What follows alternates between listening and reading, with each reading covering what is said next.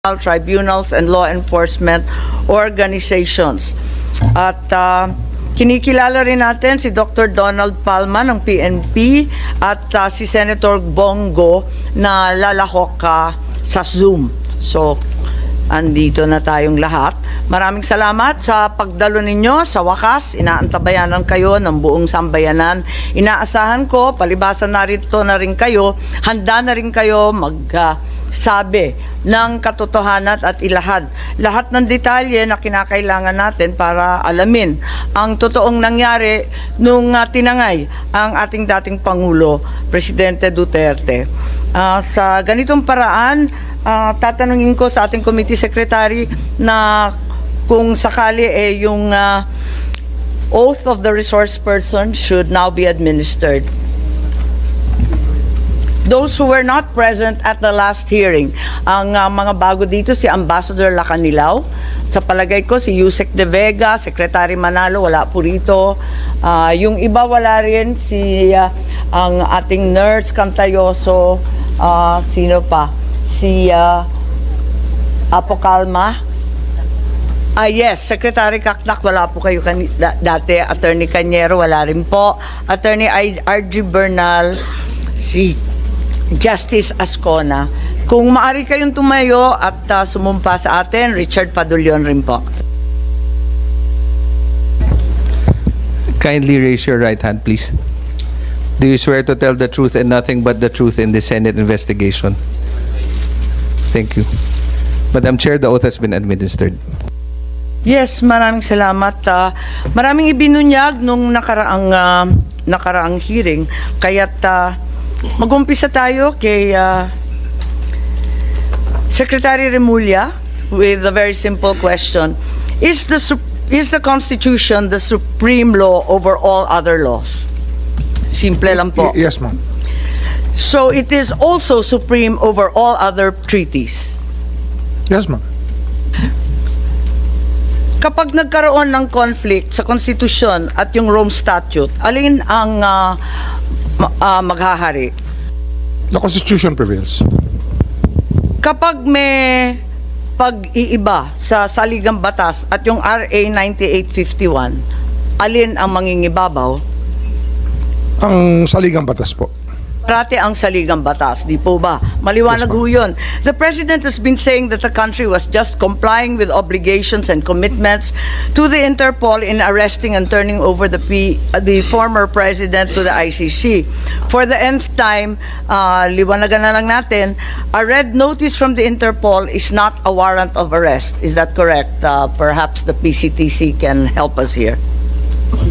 Tama po kayo, Madam Chair. Ang red notice po ay hindi siya ang warrant of arrest. At ang alam ko, nung November 21, 2024, may nakita ako pero hindi ko na mahanap ngayon, biglang nawala sa ating website, sa DOJ website, isang legal opinion tungkol sa UAE na sinasaad na hindi maaring ang Pilipino ay hindi hayaan umuwi, ano? Maliwanag po 'yun. Kaya't nagtataka ako kung baka naman si Attorney Chan may kopya pa nun kasi ikaw raw yata yung author. November 21, ito tungkol sa UAE to. Walang kinalaman dito sa kay PRRD.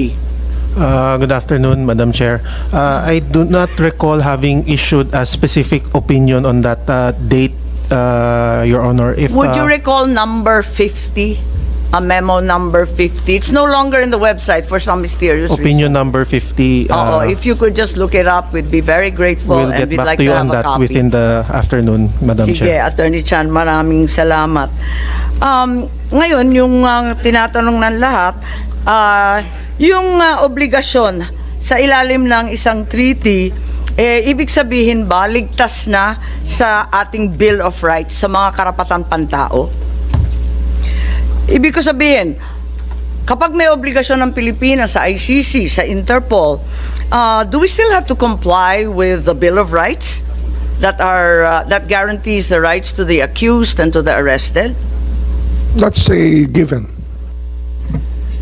Certainly, the Bill of Rights is there precisely to limit the powers of the government. And if the government can circumvent the Bill of Rights by just entering a treaty, then the rights guaranteed under Article 3 of the Constitution are no longer secure. Hindi po ba?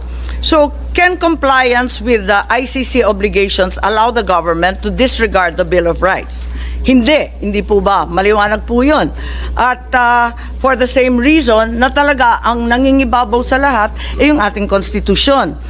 So kahit papano napilitan na maaresto at itangay ang dating Pangulo sa ICC dahil daw sa ilang obligasyon, pandaigdigan, kinakailangan talagang sumunod pa rin tayo sa ating saligang batas, lalo na yung Article 3. Talagang sagrado po yun, di po ba?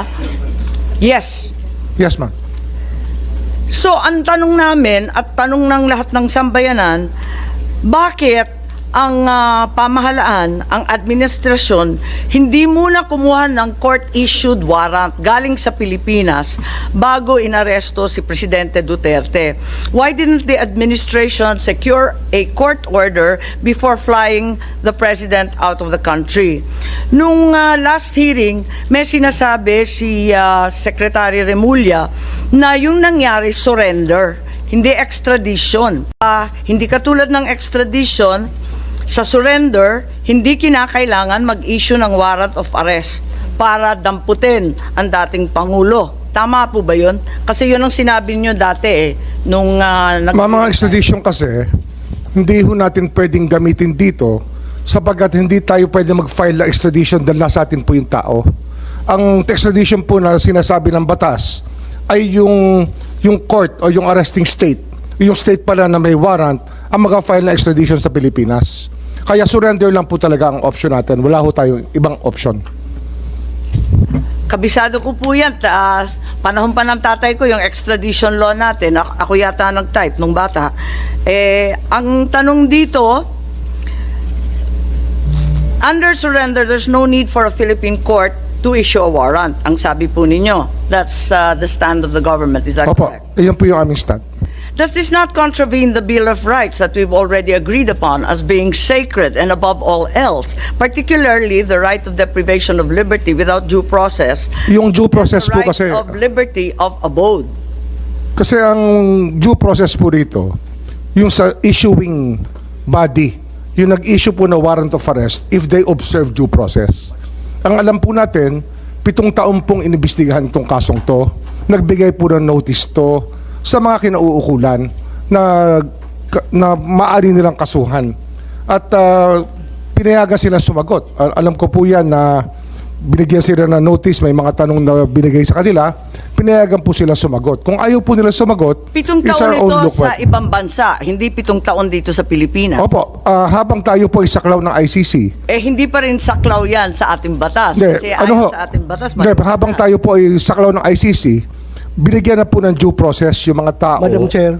Yes, Can I interject? Senator De La Rosa, please. May I know from the good secretary, saan kayo nakakuha ng information na yan? Na 7 years. yung mga Ganun ho kasi souvenirs ang- binigyan ng tanong, pinapasagot yung mga akusado. Saan po kayo nakakuha ng informasyon na yan? Tsaka sinusubukan po nilang kausapin. Yun po yung alam ko. Talagang I'm asking about yung sinabi mo kanina. natural po yan, Binigyan. nakalakaran, kahit anong korte po, ay binibigyan ng pagkakataon na sumagot ang tao sa mga paratang sa kanya. I was not. Senator Bato, nakalista ka. Binigyan ka ba ng pagkakataon noong nakaraang 7 taon na sumagot sa anumang aligasyon? Meron nag-communicate sa opisina ko na gusto akong kausapin. So that's it. Hanggang doon lang. Siguro hindi. Kinausap niyo ba ho? Kasi kung kinausap niyo, marahil ay sinabi na sa inyo yung nais nila sabihin. Bakit ko kausapin? Sinabi mo na nga na hindi niyo recognize yung jurisdiction ng ICC. Kayo mismo, from DOJ. Ilang bisis mo sinasabi noon, Madam Chair, na hindi na recognize. Ako pa, i-recognize ko na ako mismo ang kinakasuhan? Meron Kayo na ho nga, kasing gobyerno na kayo. Kayo na nagsasabi na hindi nyo na-recognize. Bakit ako pa mag-recognize? Meron po kasing residual powers ang ICC eh. Yun po Sabi yung ninyo, isang taon lang yung residual power. Oho, So, pero bakit 2019 to 2020, yung buong ano ho, bilang yung yun? buong panahon na dumaan mula 2011 hanggang 2018, ito po ay panahon na meron pong jurisdiction ng ICC sa ating bansa, sa ating mga citizen. Ngunit katapos nun, nawala na ho yung itong, hindi na ho na natin maaring kilalanin sapagkat umatras po tayo sa pamagitan sa ICC nung inatras po ni President Duterte noong 2017 na naging effective lamang noong 2018. Madam Chair, if I may. Yes, Senator Bato. Siguro, Secretary Remulla, you are aware about yung dalawang dissenting opinion na sinabi ng dalawang membro ng pre-trial chamber ng ICC na nagsasabi na yung jurisdiction, about temporal jurisdiction, ang magti-trigger lamang ng investigation is yung paghihingi ng pag-request ng permission ng prosecutor to the ICC. At ito'y ginawa nila 2 years after nag-effect yung ating withdrawal from the ICC. Ginawa po nila yan 2 years. Kaya nga dalawang dissenting opinion yun eh. So sana, kung tayo, if you want to interpret itong mga bagay-bagay na ito, sana we have to interpret it in favor of our people. Tao natin ito eh. Pilipino ito. Bakit natin papaboran yung mga foreigner na mga banyaga na yan?